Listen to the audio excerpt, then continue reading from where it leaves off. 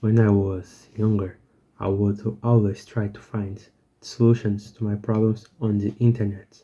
Got back pain? Let me just search on the internet. Want to get a girlfriend? Well, let me just search on the internet. My family doesn't let me go outside with my friends? Let me just search on the internet. And it isn't a big problem since the internet has almost every solution. Did you see what I said? Almost every solution. When I was working out, I noticed that my right bicep wasn't working. When I did bicep curls, I didn't feel my bicep growing. So, what I did was go to the internet and try to find solutions. When I searched on the internet, do you know what I found? Nothing. I mean, there were videos and I tried all of them and it didn't work. This is one of the examples. Let me give you another one. Yesterday I got a weird feeling. It was so weird that I couldn't explain. So I went on the internet to find solutions to it. But the problem was that I couldn't incorporate this problem into a sentence.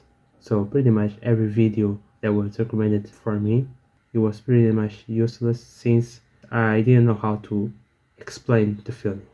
You are pretty much making yourself so that every time you have a problem, instead of thinking on how you can fix it, you will try to find solution on the internet, making you really dependent on the internet. It is just like those videos that say, this is the type of woman that you should get with. How do they know if that woman is my type? They wouldn't know. They don't know me well. I am the only person that knows me. This video is not supposed to hate on the internet. The internet, YouTubers, sites can help you with a lot of things, but still cannot fix everything about you. What about the particular problems and things that you have that possibly no one can fix but you? What about the problems that you cannot incorporate into a sentence? Like for example, why do you act this way when doing this thing? In this video I'm going to talk about how you can fix those problems and feelings that are particular to you and that are hidden deep inside of you. Pause. One of the ways to fix almost every problem is by going outside. Instead of you being in your box, like your room, being closed in, fighting your demons, entering the fog of sin, you can go outside. If you don't know what is the fog of sin, you can go watch my other video. Why should you go outside? When you are in your room, you will have a smaller perspective. The only thing that you will see is your problems. I mean, you can find solutions in your room, but since you have a smaller perspective, it will be harder to find it. And if you go outside, you will have a bigger and broader view of your problems and feelings, making you see the problems and feelings in a different perspective, in a bigger perspective. There is a lot of benefits from going outside. It will help you with your depression, anxiety, pretty much every aspect of the mental health. So, what you need to do is go outside, go for a walk, for example. You can go sit down in nature. Let's go somewhere that is open so you can have a bigger view. Maybe you cannot go outside right now. Maybe it's raining, so you cannot go outside. Well, I have a solution to do that. The second way to fix most of your problem is by self-reflection.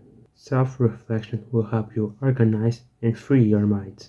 You know, when you are going to sleep is when a lot of thoughts start appearing. You wanna know why?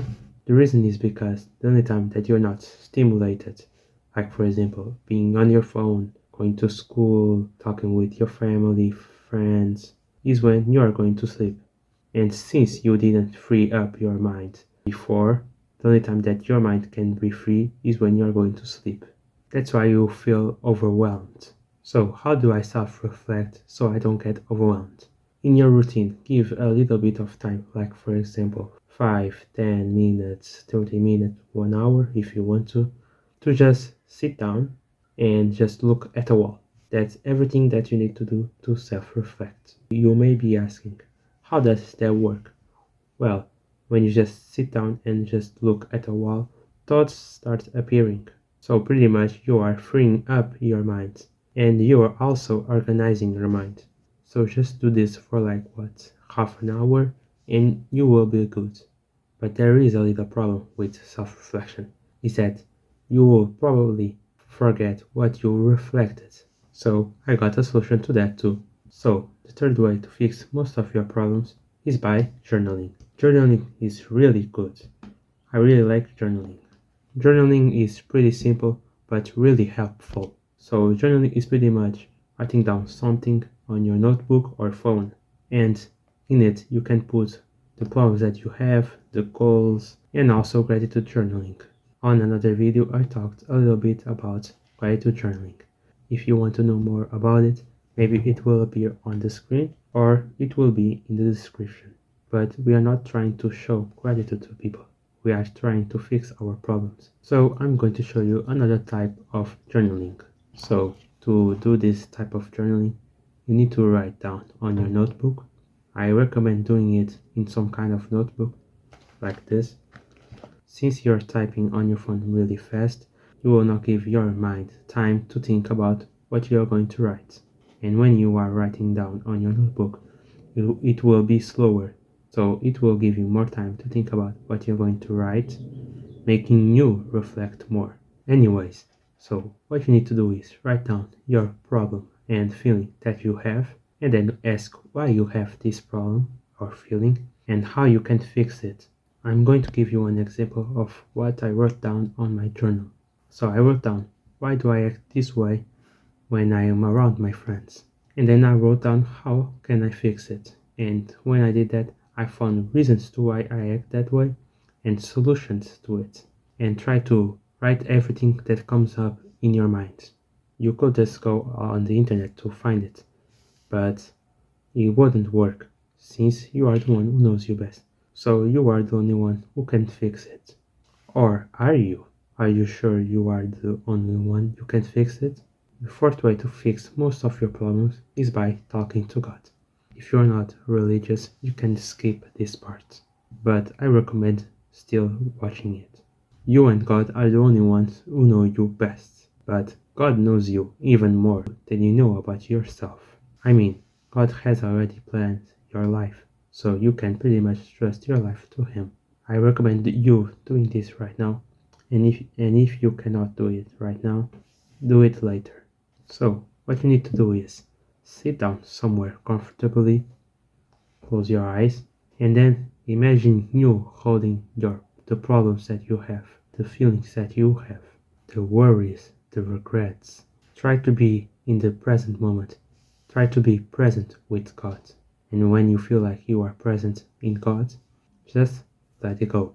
Let go of your problems. Give your problems to God. Let Him fix it. Let Him fix it for you. Watch the worries, problems, feelings fade away with God.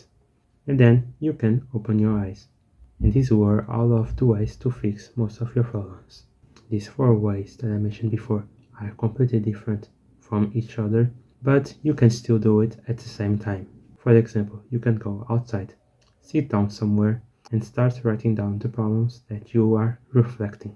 And then after that, you can give those problems to God, since He knows best. I hope you have a great day, and remember, God loves you. Bye.